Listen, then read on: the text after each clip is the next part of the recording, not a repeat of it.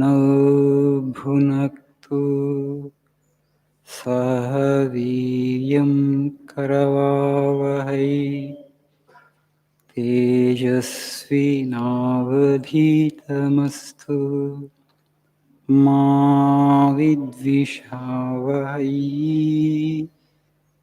ॐ शान्ति शान्ति शान्तिः। ॐ असतो मा सद्गमय तमसो मा ज्योतिर्गमय मृत्योर्मामृतङ्गमय। ॐ शान्ति शान्ति शान्तिः।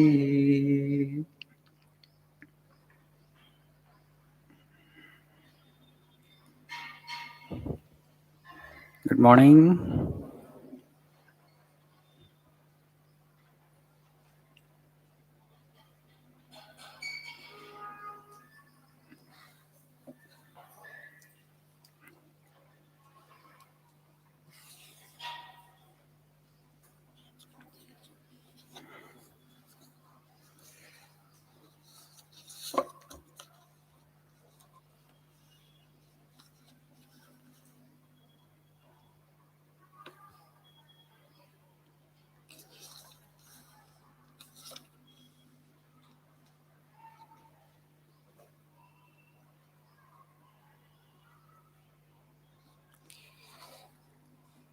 You see page number 82.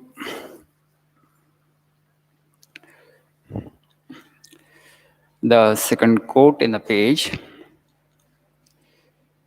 The majority of us cannot see beyond a few years, just as some animals cannot see beyond a few steps. Just a little narrow circle, that is our world. We have not the patience to look beyond and thus become immoral and wicked. This is our weakness, our powerlessness. So the quote can be interpreted in so many ways. The majority of us cannot see beyond a few years, but what Swamiji meant to say here is why we tend to become immoral, why we tend to become wicked. Though nobody wants to become an immoral person, nobody wants to become a wicked person, nobody wants to become a bad guy, but something actually, some ambition in us, some kind of urge or some desire, deep-rooted desire, makes us, become a wicked human being. So maybe, you want to have more for yourself, you want to enjoy things more than others. Some selfish desire will make us a bad person or a wicked person. Today we all woke up and had seen the sun rising from the eastern horizon, but the people of Ukraine, they did not see the sun of the light. Before they could see the sun of the light, they saw the light of missile explosion. So I was wondering why wars happen like this. There are many reasons, right? There are many reasons. But we all need to understand, I think I spoke some time back also. There is a statement in Bible, blessed are the peacemakers, for they shall be called sons of God. Blessed are the peacemakers, for they shall be called sons of God. This is a statement of Jesus Christ. So today, where actually, till the other day, we were thinking that actually war clouds were hanging over the geography. The geography was overcast with war clouds, but now the clouds started raining. The missiles started pounding their destinations. So it's very important that We have a genuine longing for peace.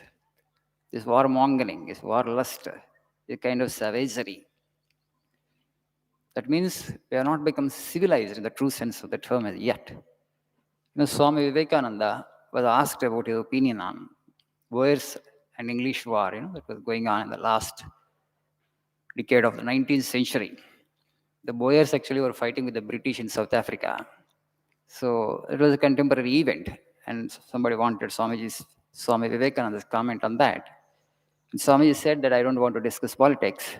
Swamiji was deeply averse to talk politics.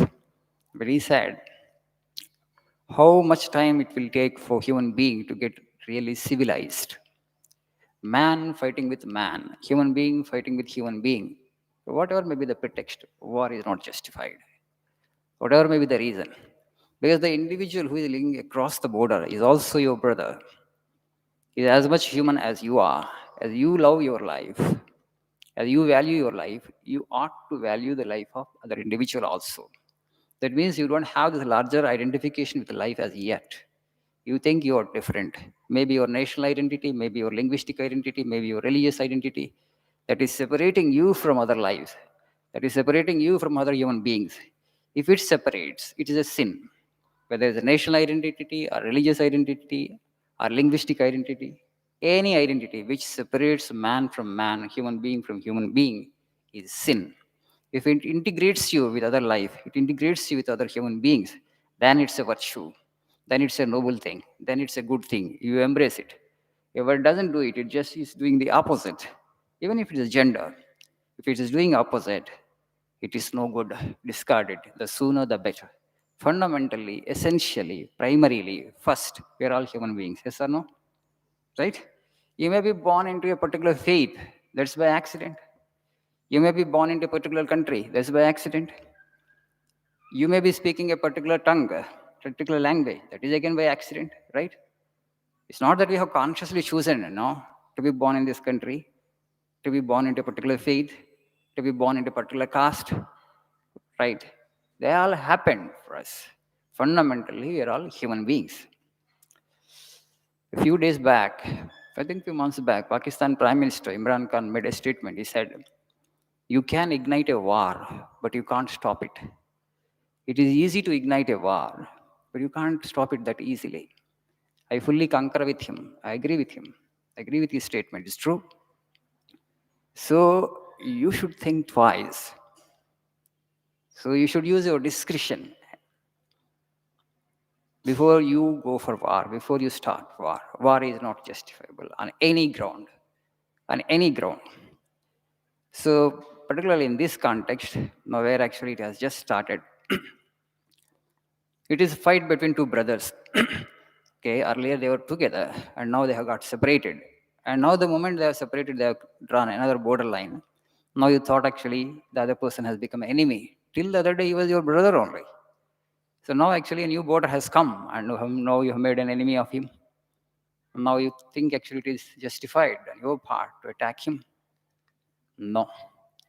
Mahatma Gandhi, Albert Einstein paid great tribute to Mahatma Gandhi, the apostle of peace. Mahatma Gandhi was very particular when he was fighting the freedom struggle that India must win its freedom only through non-violence, not through any other method. In 1922, when the non-cooperation movement was going on, the Chauri Chaura incident happened, right? So people, they became enraged and they burned down a police station, and I think 10 or 12 policemen were burnt alive.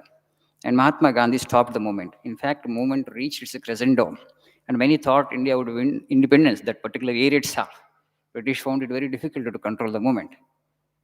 Subhash Chandra Bose writes actually in his book, Indian Struggle, that he did not approve Mahatma Gandhi putting cold water on the movement. Mahatma Gandhi stopped the movement immediately. Means are as important as the end for him. Winning the freedom actually is not as important actually as the means that we employ. How you want to win your freedom. Mahatma Gandhi is very particular, it must be only through non-violence. Today actually lakhs of Indians are living in Britain. Britain actually, British people, English people, they don't hate us now. Had we succeeded in driving them out of our country through military means, through bloodshed, through war, okay, they would not have loved as much as they love us today. Today, lakhs of Indians are still in Britain The British gently left. The Clement Attlee, the Labour Party leader, actually gave independence to us. So it is possible to win something, whatever you want to win, you can win through peaceful means. War is not essential. Albert Einstein said about Mahatma Gandhi, he paid this tribute to Mahatma Gandhi. He said, "You have shown through your works that it is possible to succeed without violence, even with those who have not discarded the method of violence." Do you get the point? Okay. I'll repeat what Albert Einstein said about Mahatma Gandhi. You know, this rich tribute he paid to Mahatma Gandhi.